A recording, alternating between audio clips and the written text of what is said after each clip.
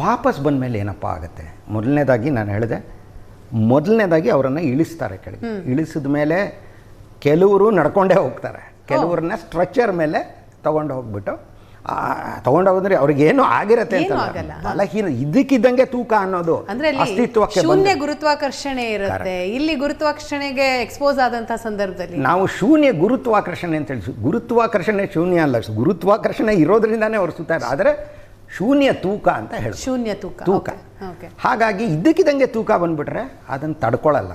ಹಾಗಾಗಿ ಅವ್ರನ್ನ ಕರ್ಕೊಂಡೋಗಿ ವೈದ್ಯಕೀಯ ಪರೀಕ್ಷೆಗಳಿಗೆ ಹ್ಯೂಸ್ಟನ್ನಲ್ಲಿ ಜಾನ್ಸನ್ ಸ್ಪೇಸ್ ಸೆಂಟರ್ ಅಂತಿದೆ ಅಮೆರಿಕಾದಲ್ಲಿ, ಅಲ್ಲಿ ಅನೇಕ ವೈದ್ಯಕೀಯ ಪರೀಕ್ಷೆಗಳಿಗೆ ತಪಾಸಣೆ ಮಾಡಿ ಅವರ ಮಾನಸಿಕ ಆರೋಗ್ಯ, ದೈಹಿಕ ಆರೋಗ್ಯ, ಬೇರೆ ಬೇರೆ ದೇಹದ ವ್ಯವಸ್ಥೆಗಳ ಆರೋಗ್ಯ ಹೇಗಿದೆ ಅಂತ ಪರೀಕ್ಷಿಸಿ ಅದಾದಮೇಲೆ ಅವ್ರನ್ನ ತರೋ ಡಿಬ್ರೀಫಿಂಗ್ ಅಂತ ಇಂಗ್ಲೀಷ್ನಲ್ಲಿ ಹೇಳ್ತೀವಿ. ಅಂದರೆ ನಿಮ್ಮ ಅನುಭವ ಆಗಿತ್ತು, ಏನೇನು ಕಷ್ಟಗಳು ಬಂತು, ಏನೇನು ಸವಾಲುಗಳು ಬಂತು, ಇದನ್ನೆಲ್ಲ ಇದು ಮಾಡ್ತೀವಿ. ಇದಾದ ಮೇಲೆ ಇಲ್ಲಿಂದ ಭೂಮಿಯ ಜೀವನಕ್ಕೆ ಹಿಂದಿರುಗುವುದಕ್ಕೆ ಏನೇನು ಅಗತ್ಯವೋ ಅದಕ್ಕೆ ಬೇಕಾದ ವೈದ್ಯಕೀಯ ಸಲಹೆಗಳಾಗಲಿ, ಮೆಡಿಸನ್ ಆಗಲಿ, ಅಥವಾ ಫಿಸಿಕಲ್ ಎಕ್ಸಸೈಸಸ್ ಅಂದರೆ ವ್ಯಾಯಾಮ ಆಗಲಿ, ಅದನ್ನೆಲ್ಲ ಹೇಳಿಕೊಟ್ಟು ಕೆಲವು ವಾರಗಳಲ್ಲಿ ಬಹುಶಃ ಏನು ತೊಂದರೆ ಆಗಲ್ಲ, ಖಂಡಿತ ಅವರು ಮೊದಲಿನ ಜೀವನಕ್ಕೆ ಬಹುಮಟ್ಟಿಗೆ ಹೊಂದಿಕೊಳ್ತಾರೆ. ಸುನೀತಾ ಅವರು ಇವಾಗ 3ನೇ ಸಲ ಹೋಗಿದ್ದಾರೆ ಅಂದರೆ ಮೊದಲು 2 ಸಲ ಹೋಗ್ಬಂದ್ಮೇಲೆ ಏನಾಯಿತು ಅವ್ರಿಗೆ? ಏನೂ ಆಗಿಲ್ಲ.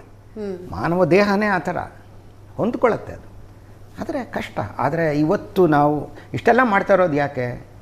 ಇವತ್ತು ಚಂದ್ರನ ಮೇಲೆ ಮಾನವ ಇಳಿದಿದ್ದಾನೆ, ಆದರೆ ನೀಲ್ ಆರ್ಮ್ಸ್ಟ್ರಾಂಗ್ ಹೋಗಿ ವಾಪಸ್ ಬರೋದಕ್ಕೆ 7 ದಿವಸ ಅಷ್ಟೇ ಆಗಿದ್ದು. 3 ದಿವಸ ಹೋಗೋಕ್ಕೆ, 1 ದಿವಸ ಇರೋಕ್ಕೆ, ಮತ್ತೊಂದು ದಿವಸ ಮತ್ತು 3 ದಿವಸ ವಾಪಸ್ ಬರೋಕ್ಕೆ. ಆದರೆ ಮಂಗಳ ಗ್ರಹಕ್ಕೆ ಹೋಗಬೇಕಾದ್ರೆ ಚಂದ್ರನಿಗೆ ಹೋಲಿಸಿದ್ರೆ ಮಂಗಳ ಗ್ರಹ ಭೂಮಿಯಿಂದ 150 ಪಟ್ಟು ದೂರ ಇದೆ. 1100 ದಿವಸ ಬೇಕಾಗುತ್ತೆ ಅಲ್ಲಿ ಹೋಗಿ ಬರೋಕ್ಕೆ. ಅಷ್ಟು ದಿನ ನಾನು ಹೆಂಗೆ ಜೀವಿಸಬಲ್ಲೆನಾ ನಾನು ಅಂತರಿಕ್ಷ ಪರಿಸರದಲ್ಲಿ? ಅದನ್ನು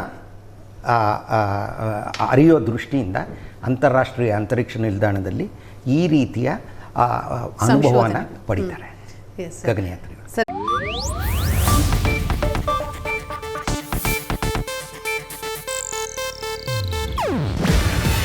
ಇದು ಏಷ್ಯಾನೆಟ್ ನ್ಯೂಸ್ ನೆಟ್ವರ್ಕ್ ಪ್ರಸ್ತುತಿ. ನೀವು ನೋಡ್ತಿದ್ದೀರಾ ಏಷ್ಯಾನೆಟ್ ಸುವರ್ಣ ನ್ಯೂಸ್.